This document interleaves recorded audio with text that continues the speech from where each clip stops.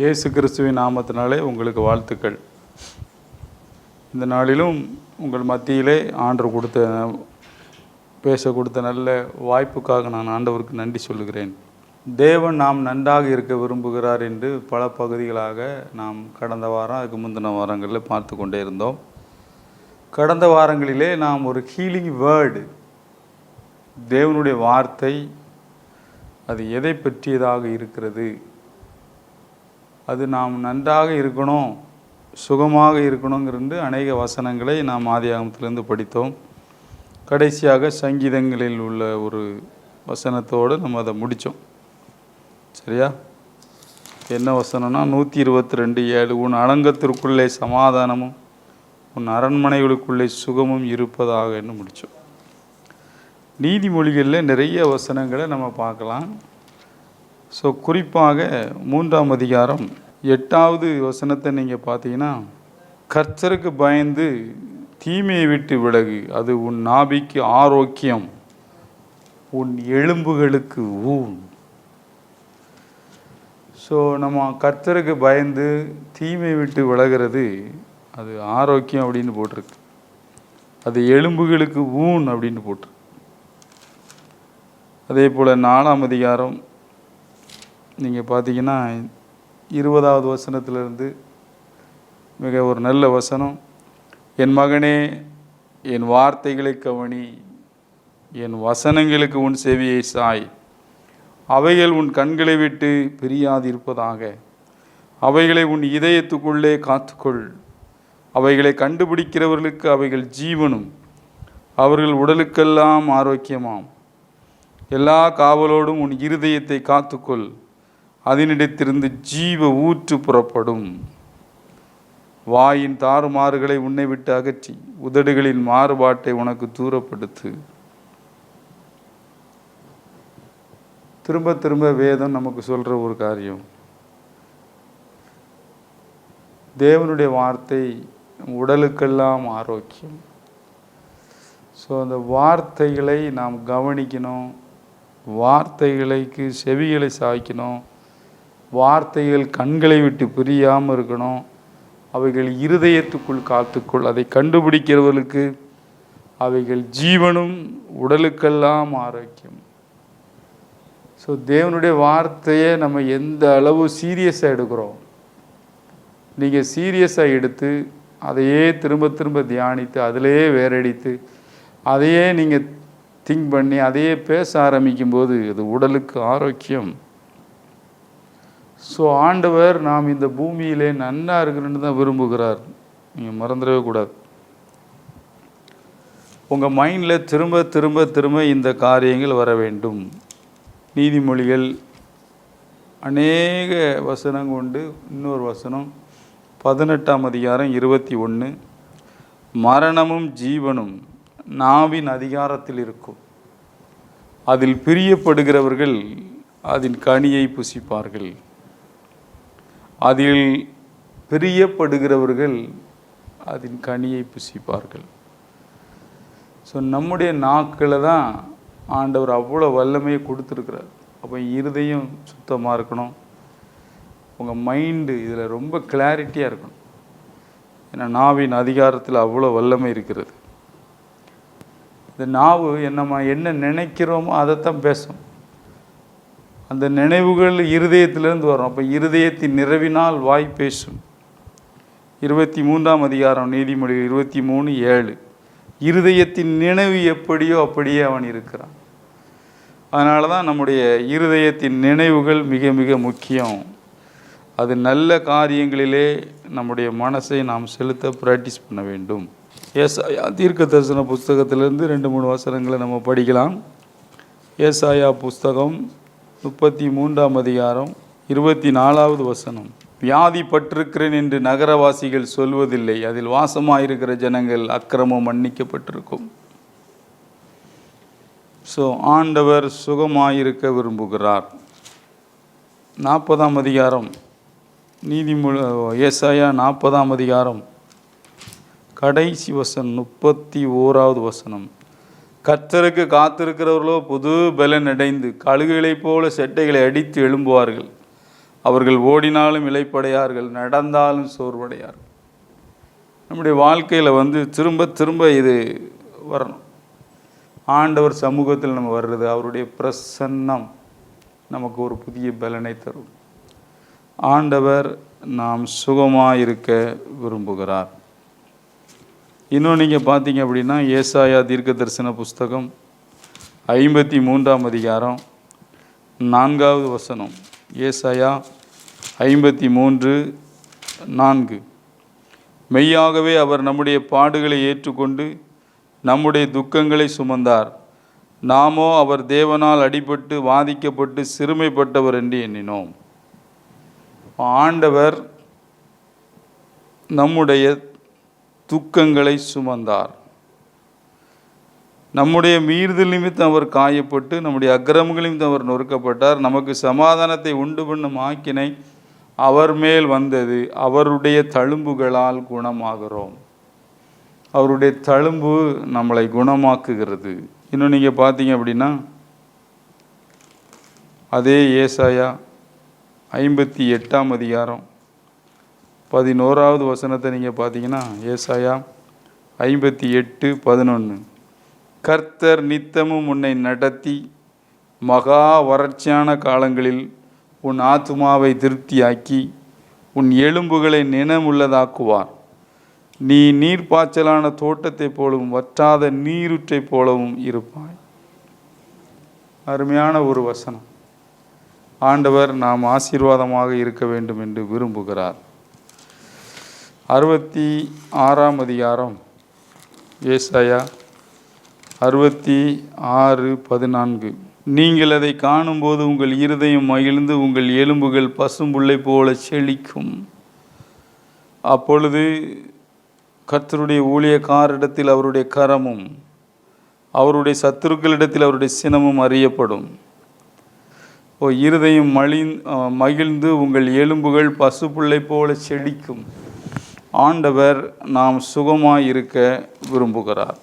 திரும்ப திரும்ப உங்கள் மைண்டு ரினியூவல் ஆகிட்டே இருக்கட்டும். ஏன்னா வசனங்கள் இப்படி இருக்கிறது என்பதை நீங்கள் அறியணும்.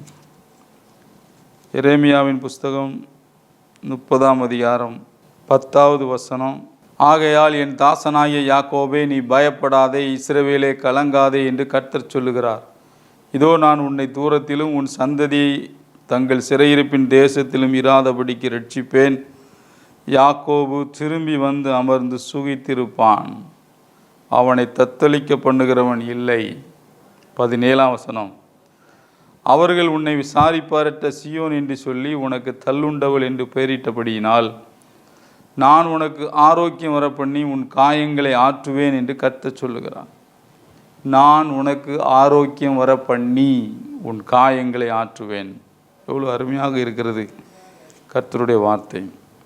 திரும்ப திரும்ப நீங்கள் இதை தியானிக்கணும், பார்க்கணும், வசனங்கள் இப்படி இருக்கிறதா என்று.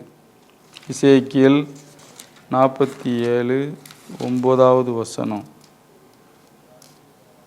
சம்பவிப்பது என்னவென்றால், இந்த நதி போகுமிடங்கும் சஞ்சரிக்கும், ஜீவ பிராணிகள் யாவும் பிழைக்கும். இந்த தண்ணீர் அங்கே வந்தபடியினால் வெகு ஏராளமான மச்சங்களும் உண்டாயிருக்கும். இந்த நதி போகும் இடங்கள் யாவும் ஆரோக்கியப்பட்டு பிழைக்கும். ஸோ நாம் ஆரோக்கியமாக இருக்க வேண்டும் என்று ஆண்டவர் விரும்புகிறார். ஓசியாவின் புஸ்தகம் 11வது அதிகாரம். ஓசியாவின் புஸ்தகம் 11வது அதிகாரம் 3வது வசனத்தை நீங்கள் பார்த்தீங்க அப்படின்னா, நான் எப்பிராயீமை கைப்பிடித்து நடக்க பழக்கினேன், ஆனாலும் நான் தங்களை குணமாக்குகிறவென்று அறியாமற் போனார்கள். நான் எப்பிராயீமை கைப்பிடித்து பழக்கினேன், ஆனாலும் நான் தங்களை குணமாக்குகிறவர் என்று அறியாமல் போனார்கள். ஸோ குணமாக்குகிறவர் என்று நாம் அறிய வேண்டும் என்று ஆண்டவர் விரும்புகிறார். பழைய ஏற்பாட்டின் கடைசி தீர்க்க தரிசன புக்கு மல்கியாவின் புஸ்தகம் தான் கடைசி புக்கு, 4ஆம் அதிகாரம் 2வது வசனம். ஆனாலும் என் நாமத்துக்கு பயந்திருக்கிற உங்கள் மேல் நீதியின் சூரியன் உதிக்கும், அதன் செட்டின் கீழ் ஆரோக்கியம் இருக்கும். நீங்கள் வெளியே புறப்பட்டு போய் கொழுத்த கன்றுகளைப் போல வளர்வீர்கள். அதன் செட்டின் கீழ் ஆரோக்கியம் இருக்கும். ஆண்டவர் நாம் நன்றாக இருக்க விரும்புகிறார். மறந்துடவே கூடாது. நீங்கள் புதிய ஏற்பாட்டுக்கு வரும்போது எடுத்த உடனே மத்தேயு 8:17 நம்ம படிக்கிறோம். அவர்தாமே நம்முடைய பலவீனங்களை ஏற்றுக்கொண்டு நம்முடைய நோய்களை சுமந்தார் என்று ஏசாயா தீர்க்கதரிசியினால் உரைக்கப்பட்டது நிறைவேறும்படி இப்படி நடந்தது. அவர்தாமே நம்முடைய பலவீனங்களை ஏற்றுக்கொண்டு நம்முடைய நோய்களை சுமந்தார் என்று ஏசாயா தீர்க்கதரிசியினால் உரைக்கப்பட்டது நிறைவேறும்படி இப்படி நடந்தது. இயேசு கிறிஸ்து இந்த பூமிக்கு வந்தபடியினாலே நம்முடைய சரீரங்களை அவர் குணமாக்குவது உண்மை என்பது ப்ரூஃப் ஆகுது. ஸோ பலவீனங்களை ஏற்றுக்கொண்டு நம்முடைய நோய்களை அப்போ என்ன தெரிஞ்சுக்கிடுறோம்? தேவன் நாம் வியாதியாக இருப்பது அவருக்கு பிடிக்கல, நாம் சுகமாக இருக்கணும்னு தான் அவர் விரும்புகிறார் என்பதை நாம் தெரிந்து கொள்கிறோம். அடுத்தாப்புல ஒரு வசனம் படிக்கலாம். மத்தேயு எழுதின சுவிசேஷம் 15ஆம் அதிகாரம், மத்தேயு 15:26. அவர் அவளை நோக்கி, இங்கே ஒரு கானானிய ஸ்திரியை பற்றி பார்க்குறோம். பிள்ளைகளின் அப்பத்தை எடுத்து நாய்க்குட்டிகளுக்கு போடுகிறது நல்லதல்ல என்றார். ஸோ இந்த தெய்வீக சுகம் குணமாகிறதுலாம் அது ஒரு அப்பம், பிள்ளைகளின் அப்பம். அதற்கு அவள், மெய்தான் ஆண்டவரே, ஆகிலும் நாய்க்குட்டிகள் தங்கள் எஜமான்களின் மேஜிலிருந்து விழும் துணிக்கைகளை தின்னுமே என்றாள். இயேசு அவளுக்கு பிரயோஜனமாக, சிறியே, உன் விசுவாசம் பெருசு, நீ விரும்புகிறபடி உனக்கு ஆக கடவுது. உங்கள் மைண்டில் இது நல்ல ரினுவல் ஆகும். நாம் எதை விரும்புகிறோமோ அது நடக்கும். நீ சுகமாக வேண்டுமென்று விரும்புகிறாயா என்று 38 வருஷ வியாதி உள்ளவனை பார்த்து ஆண்டவர் சொல்கிறார். ஒரு விருப்பம் வரணும். 12 வருஷம் ஆஸ்பத்திரிக்கு செலவு பண்ண அந்த பெரும்பாலுள்ள ஸ்திரீ விசுவாசத்தோடு ஆண்டவரை தொட்ட போது வல்லமை புறப்பட்டது. இன்றைக்கும் அப்படி தான். நீங்கள் சுகமாக இருப்பதை இந்த சுவிசேஷ புஸ்தகங்கள் ஆமோதிக்கின்றன. ஏனென்றால் தேவனுடைய தத்ரூபம் இயேசு கிறிஸ்து, தேவனுடைய பிம்பம், அச்சு பதிவு, கடவுள் எப்படி இருக்கிறார் என்பதை நமக்கு காட்டினது இயேசு கிறிஸ்து தான். அவர் இந்த பூமிக்கு எல்லாரையும் குணமாக்கினார். யாரையுமே வியாதியாக அவர் விட்டு விட்டு போகவில்லை. மார்க் எழுதின சுவிசேஷம் 1ஆம் அதிகாரம் 41ஆம் வசனத்தில் நீங்கள் படித்து பார்த்தீங்கன்னா, மார்க் 1:41, இயேசு மனதுருகி கையை நீட்டி அவனை தொட்டு, எனக்கு சித்தமுண்டு, சுத்தமாகு என்று சொன்னார். திரும்ப திரும்ப உங்கள் மைண்டில் நல்ல ரினுவல் ஆகும். மார்க் 5:34 அந்த பெரும்பாடுள்ள ஸ்திரீ கதையில் நம்ம பார்க்குறோம். அவர் அவளை பார்த்து, மகளே, உன் விசுவாசம் உன்னை ரட்சித்தது, நீ சமாதானத்தோடு போய் வேதனை நீங்கி சுகமாயிரு. நாம் வேதனைப்படுவது ஆண்டவருக்கு பிரியலை. நாம் சுகமாயிருக்க ஆண்டவர் விரும்புகிறார். உங்கள் மைண்டு இதில் நல்ல ரினுவல் ஆகணும். திரும்ப திரும்ப ஆண்டவர் நம்மளை சுகமாக்குகிறார் என்கிற வார்த்தை உங்களுக்குள்ளே அது ரிங்காரமிட வேண்டும். ஏனென்றால் தேவன் நாம் இந்த பூமியிலே அவர் நம்மளை ஆசீர்வதிக்க என்ன செய்கிறார்னா விரும்புகிறார். ரோமர் 8ஆம் அதிகாரம் 11ஆவது வசனத்தை நம்ம படிக்கும்போது, ரோமர் 8:11, அன்றியும் இயேசுவை மரித்தோலிந்து எழுப்பினவருடைய ஆவி உங்களுக்குள்ளே வாசமாயிருந்தால், கிறிஸ்துவை மரித்தோலிந்து எழுப்பினவர் உங்களில் வாசமாயிருக்கிற தம்முடைய ஆவியினாலே சாவுக்கேதுவான உங்கள் சரீரங்களையும் உயிர்ப்பிப்பார். சாவுக்கேதுவான உங்கள் சரீரங்களை உயிர்ப்பிப்பார். ஆண்டவர் நம்மளை உயிர்ப்பிப்பதிலே வல்லவராக இருக்கிறார். இங்கே போட்டிருக்கு, ஆவியானவர் நம்ம ஆவியில் ஜாயிண்ட் ஆகி இந்த சரீரங்களை உயிர்ப்பிக்கிற ஆவியானவர். ஏன்னா பிந்தின ஆதாம் உயிர்ப்பிக்கிற ஆவியானவர் என்று வேதத்தில் படிக்கிறோம். எனவே நம்மளை உயிர்ப்பிக்கிற ஒரு ஆவியானவர் நமக்குள்ளே வாசம் பண்ணுகிறார். 1 கொரிந்தியர் 6ஆம் அதிகாரம் 11ஆவது வசனம், உங்களில் சிலர் இப்படிப்பட்டவர்களாக இருந்தீர்கள், ஆயினும் கர்த்தராகிய இயேசுவின் நாமத்தினாலும் நமது தேவனுடைய ஆவியினாலும் கழுவப்பட்டீர்கள், பரிசுத்தமாக்கப்பட்டீர்கள், நீதிமான்களாக்கப்பட்டீர்கள். ஸோ நம்மளை ஆண்டவர் பரிசுத்தப்படுத்துறது, நீதிமானாக்கிறது எல்லாமே பார்த்திங்கன்னா நாம் நல்லா இருக்கணும்னு தான் ஆண்டவர் நினைச்சார், விரும்புகிறார். உங்கள் வாழ்க்கையில் இதை நீங்கள் மறந்துடவே கூடாது. கலாத்தியர் 3ஆம் அதிகாரம் 13வது வசனம், மரத்திலே தூக்கப்பட்ட எவனும் சபிக்கப்பட்டவன் என்று எழுதியிருக்கிறபடி கிறிஸ்து நமக்காக சாபமாகி நியாயப்பிரமாணத்தின் சாபத்திற்கு நம்மளை நீங்களாக்கி மீட்டு கொண்டார். அந்த உபாகமம் 28 சாபங்கிற அந்த லிஸ்ட்டு கீழே தான் வியாதி வரும். இயேசு நமக்காக சாபமானதுனால அந்த வியாதிகள் நீக்கப்படுகிறது, மறந்துடவே கூடாது. உபாகமம் 14ஆம் அதிகாரம், நம்ம 28ஆம் அதிகாரம் நம்ம எல்லாருக்கும் தெரியும். வியாதியை ஆண்டவர் நீக்குகிறார். சிலுவையிலே அங்கே அழகாக போட்டிருக்கு, மரத்திலே தூக்கப்பட்ட எவனும் சபிக்கப்பட்டவன் என்று எழுதியிருக்கிறபடி கிறிஸ்து நமக்காக சாபமாகி நியாய பிரமாணத்தின் சாபத்திற்கு நம்மை நீங்களாக்கி மீட்டு கொண்டார். நம்முடைய சாபங்கள் கிறிஸ்துவினாலே எடுக்கப்பட்டிருக்கிறது. இது நம்ம மைண்டை புதுப்பிக்கிறது. திரும்ப திரும்ப உங்களுக்கு இந்த காரியங்களில் ஒரு வெளிச்சம் இருக்கணும். 1 பேதுரு 2ஆம் அதிகாரம் 24வது வசனம் நம்ம எல்லாருக்கும் மனப்பாடமாக தெரிகிற ஒரு வசனம். கண்டிப்பாக இது தெரிஞ்சிருக்கணும். நாம் பாவங்களுக்கு செத்து நீதிக்கு பிழைத்திருக்கும்படிக்கு அவர்தாமே நம்முடைய சரீரத்திலே நம்முடைய பாவங்களை சிலுவையின் மேல் சுமந்தார், அவருடைய தழும்புகளால் குணமானீர்கள். திரும்ப திரும்ப திரும்ப நம்ம மைண்டு இதில் ரினுவல் ஆகணும். அவருக்கு தழும்பு இருக்கிறது உண்மைன்னா நான் குணமாகிறது உண்மை. அவருக்கு தழும்பு இருக்கிறது உண்மைன்னா நான் குணமாகிறது உண்மை. இதே தான் அவங்க மைண்டு ரிங்கார முடியும். அவருக்கு தழும்பு இருக்கிறது உண்மை, நான் குணமாகிறது உண்மை. ஏனென்றால் 1 பேதுரு 1:19 எழுதியிருக்குது, நாம் கிறிஸ்துவின் வெளியேறப்பட்ட இரத்தத்தினாலே மீட்கப்பட்டிருக்கிறோம். அந்த இரத்தம், பஸ்கா ஆட்டுக்குட்டியின் இரத்தம் எப்படி வாதை அணுகாமல் பாதுகாத்ததோ, என்னை அந்த இரத்தம் பாதுகாக்கும்ங்கிற விசுவாசம் நமக்குள்ளே கொழுந்து விட்டு எரியணும். அந்த ஃபெய்த், அந்த விசுவாசம் நமக்குள்ளே கட்டி எழுப்பணும். அது இந்த வசனத்தினால தான் வருது. 1 யோவானில் நம்ம படிக்கிறோம், 3ஆம் அதிகாரம் 1ஆம் வசனத்தில், பிரியமானவர்களே, நாம் தேவனுடைய பிள்ளைகள் என்பதனால் பிதாவானவர் நமக்கு பாராட்டின அன்பு எவ்வளவு பெரிதென்று பாருங்கள்.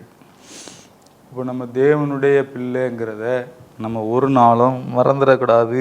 தேவனுடைய பிள்ளை, நாம் தேவ சாயலில் படைக்கப்பட்டிருக்கிறோன்னு தான் போன வாரம் ஆரம்பித்தோம். அது அப்படியே பார்த்திங்கன்னா, நாம் இயேசுவை ஏற்றுக்கொண்டபடியினாலே நாம் தேவனுடைய பிள்ளையாக இருக்கிறோம். இந்த பூமியிலே அவருடைய பிள்ளை. இதை திரும்ப திரும்ப படுத்து கிடந்து யோசித்து பாருங்கள். நான் தேவனுடைய பிள்ளை, ஒரு பெரிய சாட்டை எழுதி உங்கள் கண்ணாடி பக்கத்தில் ஒட்டி வச்சுக்கிடுங்க. நான் ஆண்டவருடைய பிள்ளை. இயேசு வியாதியாக படுத்து கிடக்க மாட்டார். இயேசு பலவீனமாக படுத்து கிடக்கலன்னா நானும் இருக்க மாட்டேன். இயேசு எப்படி இருந்தாரோ அப்படி தான் நானும் இருப்பேன். ஏன்னா இயேசுவை நேசிக்கிறது போல் பிதாவானவர் என்னை நேசிக்கிறார். இந்த மாதிரி உங்கள் மைண்ட் செட்டு திரும்ப திரும்ப திரும்ப திரும்ப வரணும். இப்போ 3 யோவானில் படிக்கிறோம் பார்த்தீங்களா, அழகான ஒரு வசனம் நம்ம எல்லாருக்கும் தெரிஞ்சது. 3 யோவான் 2, பிரியமானவனே, உன் ஆத்துமா வாழ்வது போல நீ எல்லாவற்றிலும் வாழ்ந்து சுகமாக இருக்கும்படி வேண்டுகிறேன். ஸோ திரும்ப திரும்ப ஆண்டவர்கிட்ட நீங்கள் விரும்பணும். ஆண்டவர் ஆத்துமா வாழ்வது போல நான் எல்லாற்றிலும் வாழ்ந்து சுகமாக இருக்க விரும்புகிறாரு. வெளிப்படுத்தல் முடியும் போது 22ஆம் அதிகாரம் 2ஆம் வசனத்தில் பார்த்தீங்கன்னா, இந்த விருட்சத்தின் நிலைகள் ஜனங்கள் ஆரோக்கியம் அடைவதற்கு ஏதுவானவைகள். 17ஆம் வசனம், ஆவியும் மணவாட்டியும் வா என்கிறார்கள், கேட்கிறவனும் வா என்பானாக, தாகமாக இருக்கிறவன் வரக்கடவன், விருப்பமுள்ளவன் ஜீவ தண்ணீரை இலவசமாக வாங்கி கொள்ள கடவன். ஆண்டவருடைய வார்த்தை ரொம்ப தெளிவாக இருக்குது. உங்களுக்கு ஒரு தாகம், ஒரு விருப்பம், ஜீவ தண்ணீர் ஆவியானவர் மேலே, ஆண்டவருடைய வார்த்தை மேலே ஒரு விருப்பம், ஒரு தாகம் இருந்தால் கண்டிப்பாக உங்கள் மைண்டு ரினுவல் ஆகும். தேவன் இந்த பூமியில் நான் நல்லா இருக்கணும்னு விரும்புகிறாரு. இந்த நல்லா இருக்கணும்னு விரும்புகிறாருங்கிறது தான் நாம் தெய்வீக சுகமாக்குறதுன முதல் ஸ்டெப். என்னை நேசிக்கிற ஒரு ஆண்டவர் நான் இந்த பூமியில் நன்றாக இருக்கணும்னு விரும்புகிறாரு. இதை நம்ம திரும்ப திரும்ப தியானிக்கும்போது, திரும்ப திரும்ப இதை குறித்தே நம்ம செய்திகளை கேட்கும்போது நம்முடைய மைண்டு ரினுவல் ஆகுது. பிரியமானவர்களே, நம்முடைய வாழ்க்கையில் இந்த தேவனுடைய வார்த்தைக்கு நாம் நம்முடைய கவனங்களை திருப்புவோம். நேரத்தெல்லாம் ஒதுக்கி வச்சுட்டு திரும்ப திரும்ப இதிலே நீங்கள் உங்கள் கவனங்களை செலவு பண்ணுங்கள். டெய்லி ஒரு வசனத்தை மனப்பாடம் பண்ணி பாருங்கள். என் வியாதியை விளக்க வேண்டி சொன்னீங்களா ஆண்டவரே, பரிகாரியான கர்த்தர் பஸ்காவானார் கிறிஸ்தியனுக்காக, எனக்காக பலியிடப்பட்டிருக்கிறாரே. அதனால தான் பவுல் அந்த ஜனங்களுக்கு கொரிந்தியருக்கு எழுதும்போது, சிலுவையில் அறையப்பட்ட அவரை எண்ணி வேறொன்றையும் அறியாதிருக்க. ஏன்னா சிலுவையில் தான் அந்த பரிமாற்றங்கள் நடந்தது. பாவத்தை எடுத்து நீதியை கொடுத்தாரு, வியாதியை எடுத்துட்டு சோகம் கொடுத்தாரு, கவலையையும் துக்கத்தெல்லாம் எடுத்துட்டு நம்மளை ஆசீர்வதித்தது மாத்திரமல்ல, நம்மளை ஆனந்தமாக்கினார். என்னுடைய சாபங்களெல்லாம் எடுத்துகிட்டு நம்மளை ஆசீர்வதித்தார். ஸோ எல்லா வியாதிக்கும் நம்மளை விலக்கி காக்கிற ஒரு ஆண்டவர், சாபங்களிலிருந்து பாவங்களிலிருந்து நம்மளை விலக்கி மீட்கிற ஒரு ஆண்டவர், எனக்காக பலியிடப்பட்டிருக்கிறார். இந்த ஒரு சிந்தனை நம்மளை உயிரோட்டமாக மாற்றுகிறது, நம்மளை ஆரோக்கியம் உள்ளவர்களாக மாற்றுகிறது. எந்த வியாதியாக இருந்தாலும் இயேசுவின் நாமத்தினால வெளியே போ என்று சொல்லி அதுக்குரிய காரியங்களை நாம் செய்யும்போது ஆண்டவர் விசுவாசத்தை கனப்படுத்துகிறார். வார்த்தையின் வல்லமை உங்களை வாழ வைக்கட்டும். இன்னுமாக உங்கள் கண்கள் திறக்கப்படட்டும். இந்த பூமியில் நீங்கள் நல்லா இருக்கிறது ஆண்டவருக்கு ரொம்ப பிடிக்கும். சிம்பிள் தான். இது எப்படி விளங்கிக்கிடுறோன்னா, நம்ம பிள்ளைகள் வியாதியாக இருக்கிறது நமக்கு பிடிக்காது. ஒரு சின்ன காய்ச்சல் வந்தால் கூட நம்ம ஆஸ்பத்திரி போவோம், ட்ரீட்மெண்ட் எடுப்போம். நாமளே நம்ம பிள்ளைகள் நல்லா இருக்கணும்னு நினைக்கும்போது நம்மளை உண்டாக்குன ஆண்டவர் நம்முடைய சொந்த தகப்பனாக இருக்கிறாரு. அவர் எப்படி கைவிடுவார்? அவர் எப்படி நம்மளை வியாதியோடு அனுமதிப்பார்? அவர் நாம் சுகமாக இருக்க விரும்புகிறார். அதனால தான் திரும்ப திரும்ப கேட்குறாரு, நீ சுகமாக வேண்டும் என்று விரும்புகிறாயா? ஸ்திரீயே, உன் விசுவாசம் பெரியது, நீ விரும்புகிறபடி உனக்கு ஆக கடவுள். நான் என்ன செய்ய வேண்டும் என்று நீ விரும்புகிறாய்? ஆண்டவருடைய எல்லா இடத்துல நீங்கள் பார்த்தீங்கன்னா ஒரு தாகம், ஒரு விருப்பம், ஒரு வாஞ்சை, இதெல்லாம் யாருக்கு இருக்கோ அவங்களுக்கு அந்த ஹீலிங் உடனடியாக நடக்கிறத பார்க்கலாம். எல்லாத்தையும் ஒதுக்கி வச்சுட்டு அந்த பெரும்பாடுள்ள ஸ்திரீ அப்படி அழகாக வந்தாள். 12 வருஷம் ஆஸ்தினால் வச்சால் அப்படியே ஒதுக்கி வச்சுட்டு நீர் மாத்திரம் போதன்னு வந்த போது அவரே சொல்கிறார், ஏன்ட்டிருந்து வல்லமை புறப்பட்டுட்டு அப்படிங்க. இது ஒரு விதி, ஒரு லா. யாரெல்லாம் விசுவாசத்தோடு வாஞ்சியோடு விருப்பத்தோடு ஆண்டவரை அணுகுகிறோமோ ஆட்டோமேட்டிக்காக அவர்கிட்ட பவர் ரிலீஸ் ஆகும். உங்கள் வாஞ்சை விருப்பங்கள் எல்லாத்தையும் மற்றதெல்லாம் தூர வச்சுட்டு ஆண்டவர் என்ன நல்லா இருக்குன்னு விரும்புகிறாருன்னு முதல்ல விசுவாசி. உங்கள் வாழ்க்கையில் பெரிய மாற்றங்கள் வரும். ஜெபிக்கலாமா? நல்ல பிதாவே, உமக்கு நன்றி. கேட்டுக்கொண்டிருக்கிற ஒவ்வொருவரையும் நாங்கள் ஆசீர்வதிக்கிறோம். கண்கள் திறக்கப்பட்டபடி நாளை ஸ்தோத்திரம். எந்த பலவீனமாவது வியாதியாவது அவர்களுக்குள்ளே இருக்குந்தால் இந்த நேரத்தில் ஒரு டிவைன் ஹீலிங் இயேசுவின் நாமத்தினாலே அவர்களுக்குள்ளே உண்டாகட்டும். ஒரு தெய்வீக சுகம் அவர்களுக்குள்ளே உண்டாகட்டும். வார்த்தையின் வல்லமை அவர்களை தொடட்டும். ஆண்டவரே, உடைய கரத்திலே ஒப்பு கொடுக்கும். இயேசு கிறிஸ்து மூலம் வேண்டுகிறோம் நல்ல பிதாவே. ஆமேன், ஆமேன், ஆமேன்.